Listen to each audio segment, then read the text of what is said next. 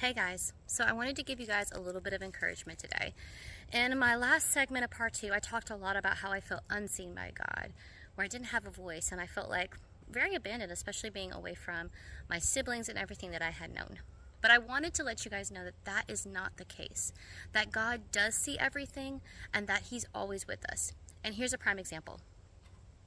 Later on in my life, and as my testimony continues, you'll learn that for a brief time I was homeless. And one of the people that I happened to know through my ex-husband had a house up in the mountains of California, and she was letting us stay there. It was in foreclosure, and so she was kind of letting it go, and she was letting me stay there while I was pregnant with my first child. And during this time, we had no money. And when I say no money, I mean not even enough money to go buy a loaf of bread. We were up in the mountains. We had no car either, so there was no way, even if we had the money, to get to a store. So without transportation and without any money, here we are up in the mountains of California. I'm hungry, and there's no food in this house to eat. We'd run out of all the edible food, and so we're just up there, and I am starving. I'm so hungry because I'm extremely pregnant at this point.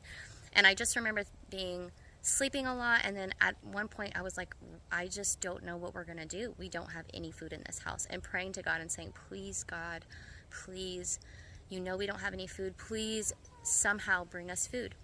And the most wonderful thing happened.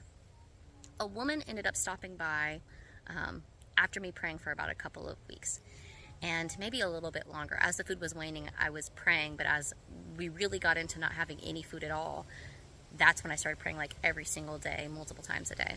And she comes up and she goes, hey, do you guys need some food? And we were like, yeah, we really do. And she goes, you know, I just kept having this nagging feeling from God that you guys really needed some food. Apparently, God just kept telling her over and over again to bring us food. She's like, but I kept getting set back and thinking you guys were fine. Why would I come up and bring you groceries? It seemed weird. And eventually it just kept I kept feeling like God kept saying to bring you some food, and so I brought you guys some food, so hopefully you can use it.